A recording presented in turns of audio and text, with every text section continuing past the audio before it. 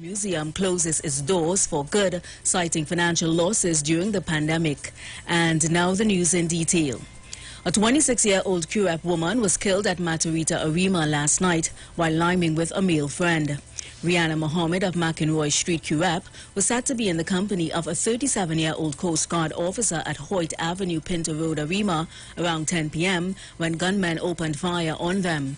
Rihanna died on the spot while the Coast Guard of Chatham Village was only grazed in the neck.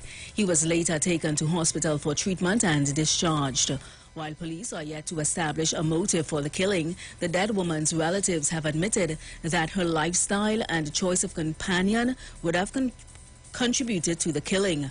Rihanna, who is said to have been in a relationship with the Coast Guard, said to be a married man, was a former employee of Pennywise Cosmetics. A Vincentian man was killed and another injured during a shooting at Snake Valley, Laventille yesterday afternoon.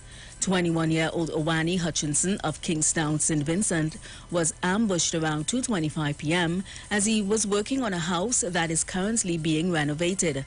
A second man also was injured during the incident.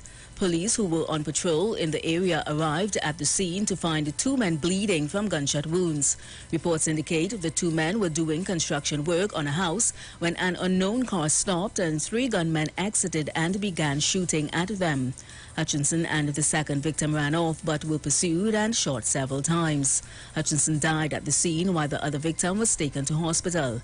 Hutchinson's sister said he was planning to return to St. Vincent by month's end as he had been stuck in Trinidad during the COVID-19 lockdown, during which time his passport had expired. He was reportedly doing odd jobs to make money to pay for his passport renewal and his ticket to go back to St. Vincent. An employee of the St. Vincent de Paul Society attached to the Duncan Street Center in Port of Spain was chopped by a homeless man yesterday. The incident was said to have occurred around 4 p.m. The employee was attacked by the mentally unstable man as he tried to evict him from the premises. Reports indicate the homeless man resisted the workers' instructions to vacate the compound, and when attempts were made to forcibly remove him, he pulled a cutlass and chopped the employee several times. An alarm was raised by another employee who was assisted by some residents to subdue the homeless man. The injured employee was taken to the Port of Spain General Hospital for treatment and discharged. Internationally, New York's 9/11 Tribute Museum closed its location in Lower Manhattan Wednesday, less than a month before the 21st anniversary of the September 11th terrorist attacks, citing financial losses during the pandemic. The co-founder and the CEO of the museum said financial hardship, including lost revenue caused by the pandemic, prevents the museum from generating sufficient funding to continue to operate. The museum opened in 2006 and provided information about 9/11 and the unprecedented rescue and recovery operations and the rebuilding of both Lower Manhattan and people's lives. The majority of the museum's artifacts, videos, and other items will be moved to the New York State Museum in Albany, according to the release.